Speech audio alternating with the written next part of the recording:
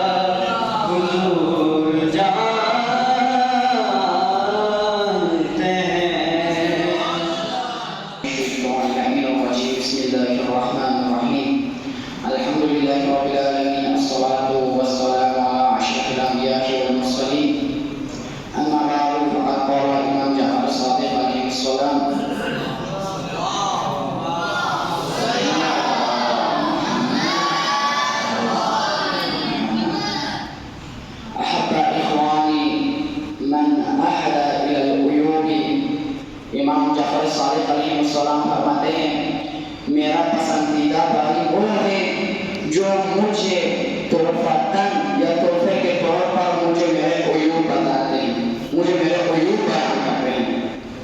پچھلے تقریروں میں بھی میں نے آپ کو بیان کیا تھا، ہم ایک موضوع شروع کر رہے تھے جس کا نام تھا کامیابی کے راز۔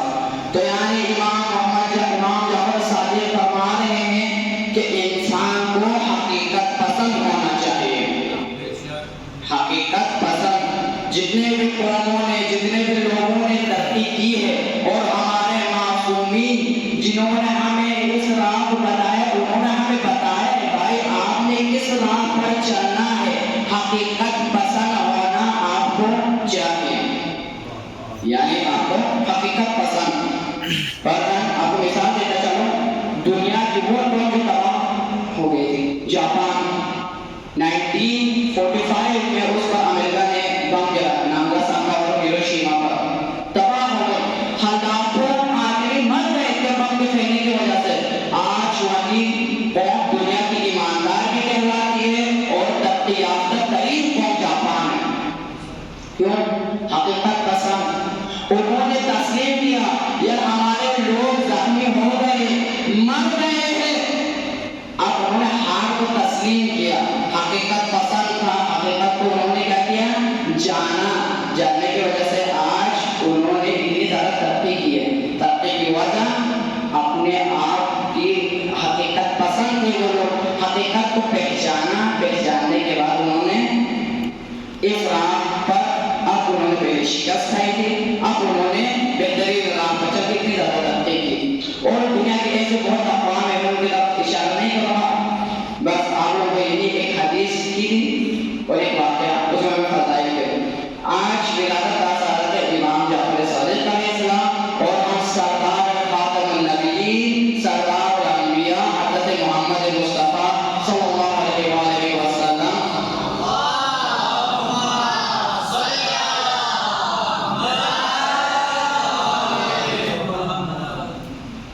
کی ولادت کا سعادت ہے۔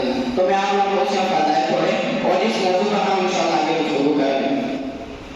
میں نے پچھلے تقریر میں آپ لوگوں کو بیان کیا تھا سلونی قبل ان تفقدونی، یہ واقعہ آپ لوگوں کو میں نے سنایا۔ اب یہ صرف امام علی کے ساتھ آل علی کے ساتھ شامل ہے۔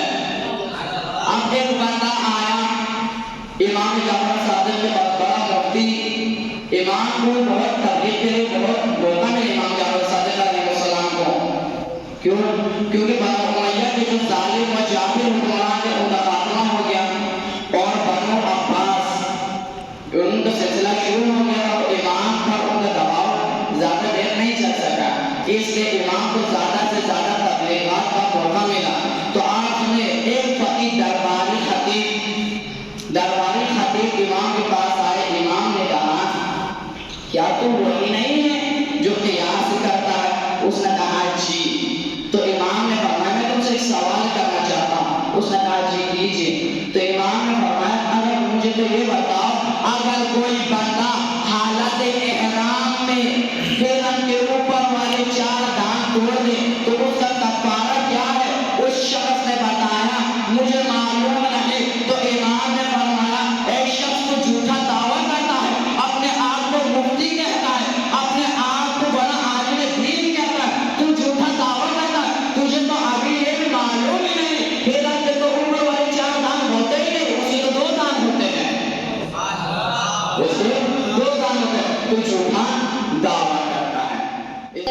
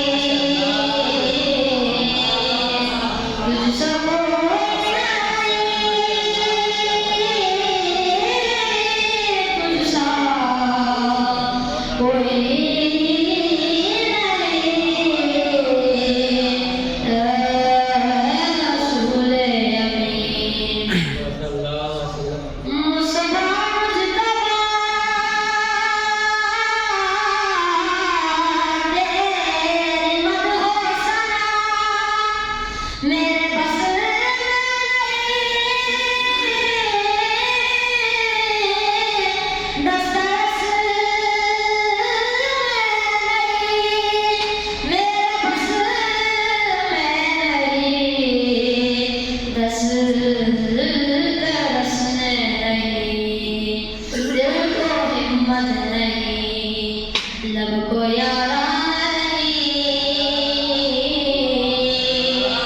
تجھ سا کوئی نہیں، تجھ سا کوئی نہیں، اے رسول امین رب اشرح لي صدري ويسر لي امري واحلل عقدة من لساني يفقهوا قولي ليس للانسان الا ما سعى صدق الله العلي العظيم. محترم معزز علماء کرام، ساتھ کرام اور عزیز طلباء، السلام علیکم. کیونکہ وقت کافی ہو چکا تھا، جیسے میں چاہ رہا تھا کہ آج کا جو ہمارا یہ بیان ہے یہ جو 100 کے لیے رکھے تھے، لیکن چونکہ حکم ہوا اور علماء کرام کی موجودگی میں یہ بہت بڑی میری طرف سے شاخص سرزد ہو رہی ہے کہ میں چند کلمات عرض کر رہا ہوں. تو اجازت سے میں کچھ باتیں کرنا چاہوں گا. عزیز طلباء، جیسا کہ آپ کے سامنے کلام الہی سے ٹکڑا ارشاد کیا کہ انسان کے لیے وہی کچھ ہے کہ جس کی وہ کوشش کرتا ہے. تو تھوڑا سا چند ایک دو باتوں پہ غور کیجیے گا کہ ہم اتنی دور سے یہاں پر آئے ہیں تو ہمارا مقصد کیا ہے، ہمارا ہدف کیا ہے. ہمیشہ یاد رکھیے گا کہ وہ لوگ جو اپنا ہدف نہیں رکھتے، جن کا مقصد زندگی کوئی نہیں ہوتا، وہ کبھی بھی کامیاب نہیں ہوتا. اگر آپ چاہتے ہیں کہ زندگی میں کامیاب انسان بنے تو آپ کو اپنے ہدف معین کرنا ہوگا، آپ کو اپنے ٹارگٹ سیٹ کرنا ہوگا. جب تک آپ اپنی منزل پہ تعین نہیں کریں گے، آپ اپنا سفر بخیر و خوبی مکمل نہیں کر پائیں گے. اکثر بچوں سے پوچھا جاتا ہے کہ جی آپ اسکول جا رہے ہیں تو کیا مقصد ہے آپ کا؟ تو کسی سے پڑھنے جا رہے ہیں. تو پڑھنے جانے والی بات تو صحیح ہے، لیکن کیا پڑھنے جا رہے ہیں؟ اصل میں یہ کوشچن ہے. اسکولوں کے اندر ہم بچوں کو کنٹینٹ نالج دیتے ہیں. کنٹینٹ نالج کا مطلب ہوتا ہے جو آپ کی کتابوں میں جو نالج ہے یہ بچوں کو دیتے ہیں. اور ٹیچر بھی سمجھ دیتا ہے کہ میں نے کنٹینٹ نالج بچوں کو دے دیا، کوشچن آنسر کروا دیے، ایکسرسائز کروا دی، تو لہٰذا ہمارا مقصد پورا ہو گیا. اور بچے بھی سمجھتے ہیں کہ ہم نے نالج پڑھ لیا، کوشچن آنسر یاد کر لیے، ہوم ورک کلاس ورک کر لیا، ٹیسٹ اچھے نمبر دے دیے تو ہم کامیاب ہو گئے. لیکن ایجوکیشن کا جو مقصد ہے وہ صرف کنٹینٹ نالج دینا نہیں ہے، بلکہ ایجوکیشن کا مقاصد ہے کہ پازیٹیو چینج ان بیہیویئر، کہ جب تک آپ کے رویوں میں مثبت تبدیلی نہیں آتی ایجوکیشن کا مقصد حاصل نہیں ہوتا. یعنی اب یہ دیکھیں کہ ہم اسکول میں جاتے ہیں پڑھنے کے لیے، اور وہاں پہ 1 سال پڑھتے ہیں، 2 سال پڑھتے ہیں، 5 سال پڑھتے ہیں، اور پھر وہاں جب ہم نکلتے ہیں تو ویسے ہی ہم نکل کے آ جاتے ہیں جیسے ہم گئے تھے. تو اس کا معنی یہ ہوا کہ ہم نے اپنا مقصد حاصل نہیں کیا. اور مقصد کیا تھا؟ وہ رویوں میں مثبت تبدیلی تھی. ہمیشہ دیکھیے گا کہ 2 قسم کی تبدیلیاں ہوتی ہیں انسانی شخصیت میں، ایک مثبت تبدیلی ہے اور ایک منفی تبدیلی ہے. تھوڑا سا میں ایک ایگزامپل دے سمجھانا چاہوں گا کہ اگر کوئی شخص اپنے نالج کو روزمرہ زندگی میں منفی مقاصد کے استعمال کرے تو وہ رویوں میں منفی تبدیلی ہے. مثال کے طور پہ ایک شخص جو تھا وہ بہت ہی شاطر تھا، بہت تیز تھا، بہت چالاک تھا، تو اس نے کوئی جرم کرنا سیکھ لیا. یہ تو سیکھنا ہے نا، تربیت ہے. فرض کریں کہ اس نے کسی کی جیب کاٹنی سیکھ لی، کہ ایک شخص ہے تو اس کی جیب کو کیسے کاٹنا ہے، اس میں سے موجود والد کو کیسے نکالنا ہے، اور کس طرح سے اس کو پیسے سے محروم کرنا ہے، یہ اس نے سیکھ لیا، یہ ٹرک سیکھ لی. اب دیکھا جائے تو ایک قسم کی ایجوکیشن اس نے بھی حاصل کی ہے، بات سمجھ، اس نے بھی ٹریننگ حاصل کی ہے، تربیت حاصل کی ہے، لیکن وہ رویوں میں منفی تبدیلی ہے، کیونکہ وہ معاشرے کا مفید شہری نہیں بن رہا، بلکہ معاشرے کے لیے وہ ایک مضر شہری بن رہا ہے. اس کے مقابلے میں اگر آپ ایک ایسا شخص دیکھیں کہ جس کو ہم تعلیم دیتے ہیں سکھاتے ہیں تو وہ غریبوں کا غمگسار ہو جاتا ہے، وہ ہمدرد ہو جاتا ہے، وہ لوگوں کی مدد کرنے کے لیے تیار ہو جاتا ہے، وہ لوگوں کے لیے اچھے اچھے کام کرنے کے لیے اپنا کو آمادہ پاتا ہے، تو یقیناً جو ہے وہ ایسا اسٹوڈنٹ جو ہے ایسا جو شخص ہے اس میں اس کے رویوں میں مثبت تبدیلی آئے گی، اور رویوں میں مثبت تبدیلی ہی ہماری جو تعلیم ہے اس کا اصل مقصد ہے۔ ایک تو یہ بات ہے، اس کے ساتھ ہی اگر آپ کی توجہ مل جائے وہ تھوڑا سا تو یہ دیکھیں کہ جو ہارڈ ورک ہے، ہارڈ ورک دو قسم کے کام ہوتے ہیں، ایک ہارڈ ورک ہوتا ہے اور ایک اسمارٹ ورک ہوتا ہے، ٹھیک ہے؟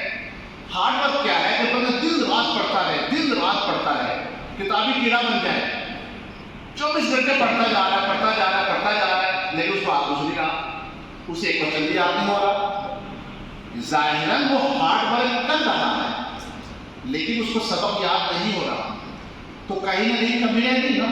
لیکن اگر وہ اسمارٹ ورک کرے گا، اسمارٹ ورک کرنے کا طریقہ یہ ہوتا ہے کہ وہ سب سے پہلے کنٹینٹ، پہلے جب استاد کو پڑھا رہا ہو تو وہ جو کنٹینٹ ہے نا، یعنی وہ جو سلیبس کا ٹکڑا ہے، وہ جو کانسیپٹ ہے جو آپ کو ڈلیور ہونا ہے اس کو سمجھیں۔ اس کے بعد ایک میتھڈ ہے جس کو SQ3R میتھڈ ہے، اس میتھڈ پہ عمل کریں تو مشکل سے مشکل جو پیراگراف ہے، مشکل سے مشکل سوال ہے وہ آپ کو یاد ہوگا۔ بہت سارے بچے آپ ایسے جو میرے سینئر اسٹوڈنٹ ہیں انہوں نے اس میتھڈ کو اپلائی کیا ہے، اس میتھڈ کو میں نے پڑھایا ہوا ہے۔ تھوڑا سا میں ریویو دے دیتا ہوں ان بچوں کے لیے جو بھی نئے شامل ہوئے ہیں۔ SQ3R میتھڈ میں جو پہلا S ہے وہ ہے سروے۔ سروے کا مطلب ہوتا ہے سرسری جائزہ لینا، یعنی آپ اس کورس جو کانٹینٹ ہے اس کو ایک بار دیکھ لیں، جسٹ تائرانہ نظر ڈال لیں اس کو۔ دوسرے نمبر پہ آتا ہے کوسچن، آپ اس جو پیراگراف آپ نے یاد کرنا ہے نا اس کا سوال بنائیں، اس میں سوال ممکنہ سوال جو بن سکتے ہیں وہ بنائیں۔ جیسے فرض کریں کہ اگر آپ نے فوٹو سینتھسس کے بارے میں پڑھا ہے تو آپ کوسچن بنا سکتے ہیں what is photosynthesis, what is the role of light in photosynthesis, اس طرح چھوٹے چھوٹے سوال آپ بنا سکتے ہیں۔ اس کے بعد 3R ہے، پہلا R جو ہے وہ ریڈنگ، آپ اس کو تو پڑھیں، جسٹ پڑھیں، اس کو ایک دفعہ پڑھ لیں، اس پیراگراف کو ایک دفعہ پڑھ لیں اور پھر اس کو ریسائٹ کریں۔ ریسائٹ ہوتا ہے اس کو بار بار پڑھیں 3-4 دفعہ تو آپ کو یاد ہو جائے، اس وقت اس لیول تک بچے کو یاد ہو چکا ہوتا ہے۔ اور آخری جو R ہے وہ ہے ریویو، یعنی جب آپ گھر جائیں یا جب آپ کا پیریڈ ہو اسکول ٹائم کا تو اس میں آپ ایک دفعہ سبق کو دہرا لیں تو وہ سبق آپ کو ہمیشہ کے لیے یاد رہے گا۔ ایک 24 آور ہمیشہ ایک سوال کو رٹتے رہنے سے ضروری ہے کہ آپ اسمارٹ ورک کریں۔ جب اسمارٹ ورک کریں گے تو اپنی محنت کم لگے گی، زیادہ کنٹینٹ آپ یاد کریں گے، زیادہ سبق آپ کو یاد ہوگا اور امتحان میں آپ کو اچھے نمبر آئیں گے۔ تو امید ہے کہ آج کا جو میں نے آپ کے سامنے گزارشات کی اس سے کچھ آپ نے سیکھا ہوگا، اپنی زندگی میں اس کو لاگو کریں تو انشاءاللہ یہ تعلیمی کمیونیکیشن سے آپ کی زندگی میں اس کا رنگل چینج ہوگا اور ہائر کلاسز تک یہ چیز آپ کے کام آتی رہے گی۔ تو یہی باتوں میں آپ سب سے جلدی چاہوں گا۔ والسلام علیکم۔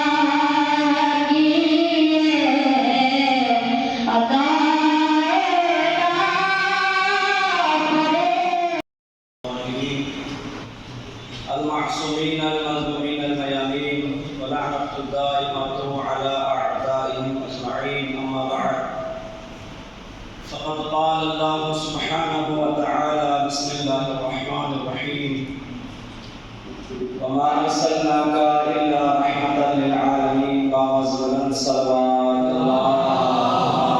میں آپ تمام سامعین اور اس کے بعد میں آپ وسیم صاحب اور باقی اساتذہ کرام اور بانیان محترمین ان سب کا شکریہ ادا کرتا ہوں کہ آپ لوگوں نے ہمیں مدعو فرمایا، اور خصوصاً یہ مسرت ہوئی الحمدللہ یہ گلستان قرآن کی تعلیمات سے مزین ہے اور اس خوشبو سے معطر ہے. ہم دعا ہیں اللہ تعالیٰ اس کارواں کو تا قائم عالم محمد کے ظہور تک جاری و ساری فرمائیں، اور خصوصاً مفسر قرآن حجت الاسلام المسلمین الشیخ محسن علی نجفی کا سایہ ہم سب کے سر پر قائم و دائم فرمائیں. اپنی دعاؤں کی استجابت کے لیے باواز بلند صلوات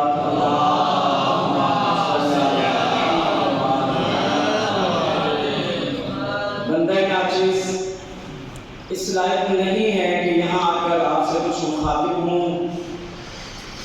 بزرگان تشریف فرما ہے، خصوصاً حفاظ کرام، ان کی موجودگی میں پڑھنا بہت ہی مشکل ہے، لیکن کوشش کروں گا کہ چند جملے شان رسالت آپ تک پہنچانے کی کوشش کروں گا. کیونکہ مناسبت جشن کا ہے، خوشی کا ہے، تو میں چاہتا ہوں جس طرح یہ پوری کائنات، یہ عالم رسول کی آمد سے خوش ہوئے ہیں، ہم بھی چاہتے ہیں ہمارے چہروں پر وہ مسکراہٹ ہے.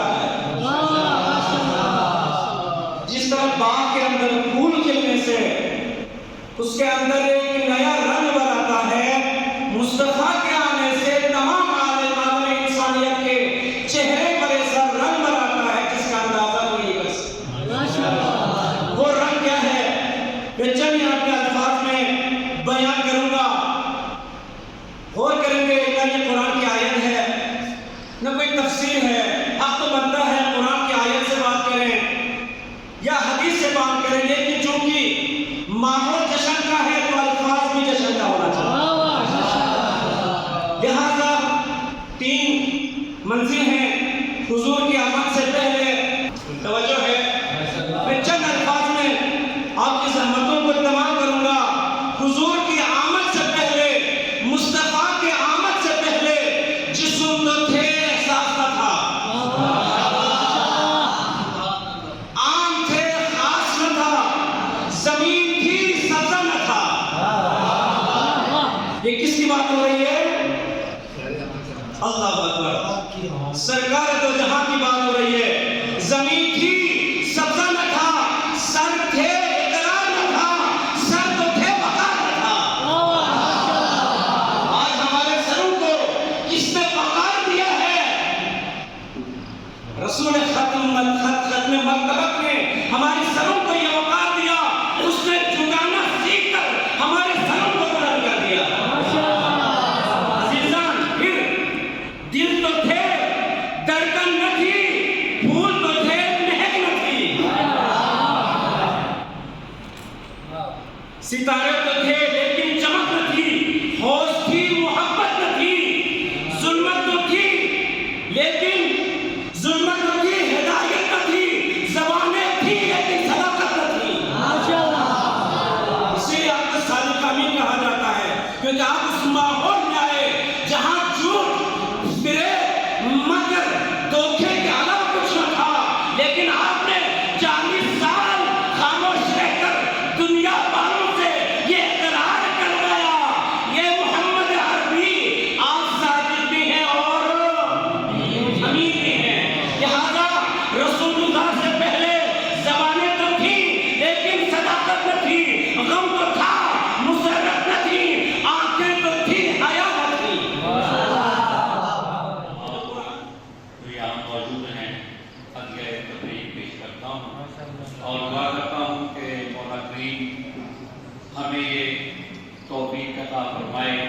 کہ ہم کماقبو طور پہ جشن سید خان کو منا سکیں اور جشن سید کا ساتھ کہہ کے فرامین پہ صحیح طریقے سے عمل پیرا ہو سکے۔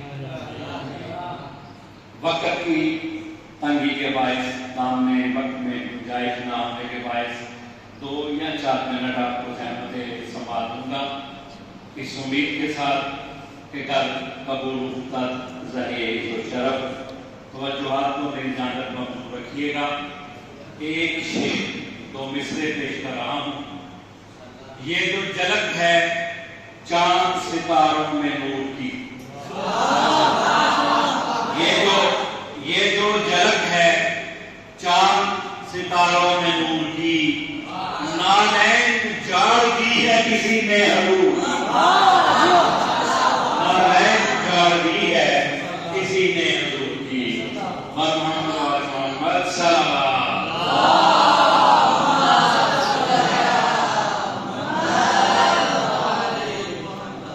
صرف 4 سے 6 مصرے پیش کر کے آپ سے اجازت چاہوں گا۔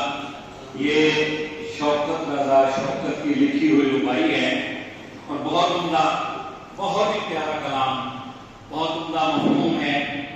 تو شوکت نے بہت عمدہ طریقے سے کہا، یہ ذہن میں رکھے کہ وہ سلام کیا پڑھتے ہیں، سلام اس پر کہ جس کے گھر نہ چاندی تھی نہ سونا تھا۔ میں کہتا ہوں فراز عرش اعظم اس کے سونے کا بچھونا تھا۔ دنیا 4 مصرے ہیں مگر اس نے کمال کر دیا ہے، غور کیجیے گا، آپ لطف لیں گے انشاءاللہ۔ فراز عرش اعظم اس کے سونے کا بچھونا تھا، جسے تقدیر کہتے ہیں، جسے تقدیر کہتے ہیں، وہ اس کا ایک کھلونا تھا، جسے تقدیر، بلکہ میں تو یہ کہتا ہوں تقدیر آپ کا کھلونا نہیں تھا، تقدیر تو آپ کے بچوں کا کھلونا تھا۔ یہاں پہ بیٹھے ہیں، راحت کو ساتھ ادا کر رہے ہیں، یہ ان کا کمال تھا۔ تو یہ سنیے گا، فراز عرش اعظم اس کے سونے کا بچھونا تھا، جسے تقدیر کہتے ہیں، وہ اس کا ایک کھلونا تھا۔ اور ابو ذر اور فضہ جس کے گھر میں کام کرتے تھے، ابو ذر اور فضہ جس کے گھر میں کام کرتے تھے، تجھے کس نے کہا کہ اس کے گھر نہ چاندی تھی نہ سونا تھا؟ تجھے کس نے کہا، تجھے کس نے کہا اس کے گھر نہ چاندی تھی نہ سونا تھا؟ برادران عزیز، جشن سعادتین پہ ہمیں یہ بات باور کرنی ہے، یہ بات ہمیں سمجھ آنی چاہیے اور خود کو سمجھانا چاہیے۔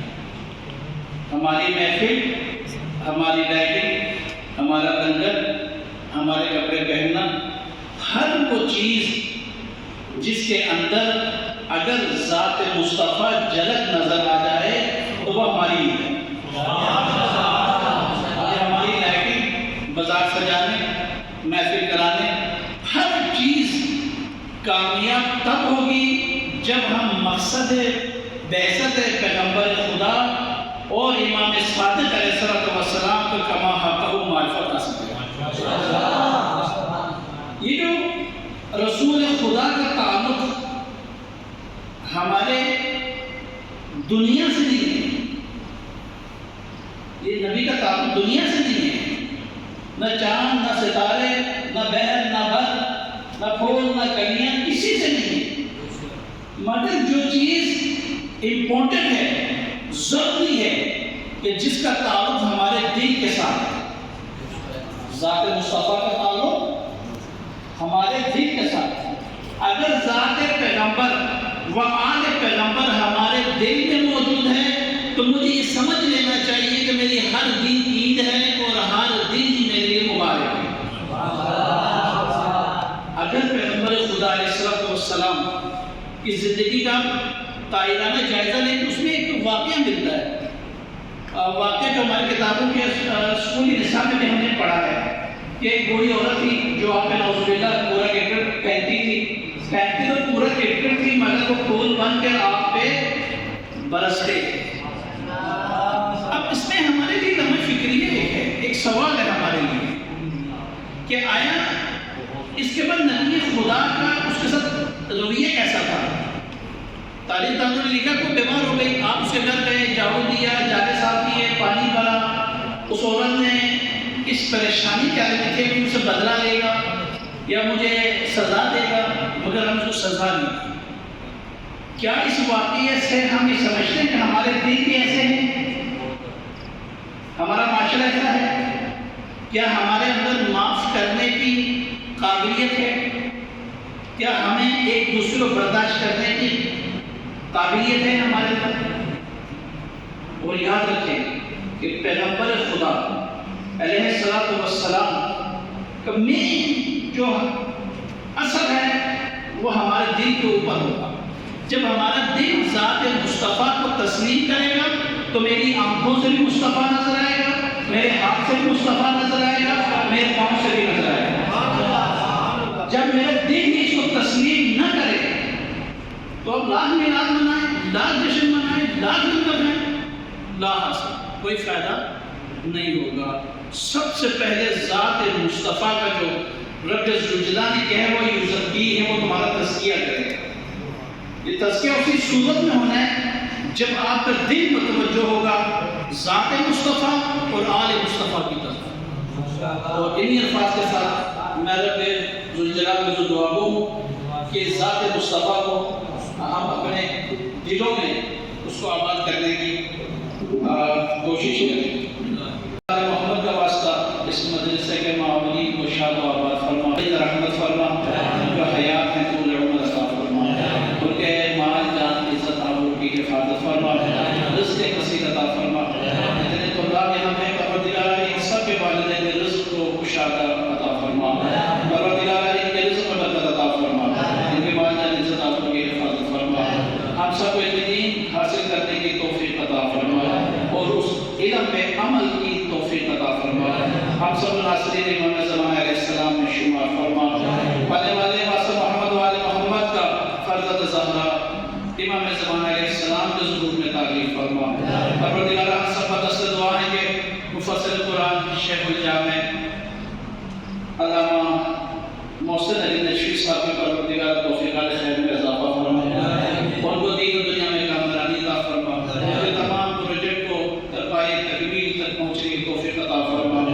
پروردگار ہم سب کا دست دعا ہے کہ ممہور و مغفور اس جامع کے مؤسس اور پرنسپل سید علی حسین کے پروردگار درجات بلند فرما. اس کے علاوہ پروردگار ہمارے سابقہ پرنسپل سید ناصر حسین حسینی ان کے بھی درجات بلند فرما، جنت النعیم میں اعلیٰ مقام عطا فرما، گناہان کبیرہ و صغیرہ فرد گزر فرما. حکیم برکت علی ہیں، اسی طرح حکیم ذاکر صاحب ہیں اور جتنے بھی اس ادارے کے معاونین ہیں پروردگار سب کو جنت علی مقام عطا فرما. جس نے صادقین کے صدقے میں قبور میں رحمت و برکتوں کا نزول فرما. پروردگار قبر میں جنت کے باغوں میں سے باقرار فرما، ان کی قبروں کو تا حد نگاہ وسیع قرار فرما. شفاعت ائمہ معصومین نصیب فرما، جوار ائمہ معصومین میں جگہ عطا فرما. پروردگار ہم سب کے جمع ہونے کو ہمارے لیے توشے آخرت قرار فرما. پڑھنے والے ہم سب کو بروز حشر نامہ اعمال دائمات میں عطا فرما. حشر کی گرمی میں پروردگار لوائے حمد کا سایہ نصیب فرما. پڑھنے والے قیامت کی پیاس العطش میں آب کوثر سے سیراب فرما.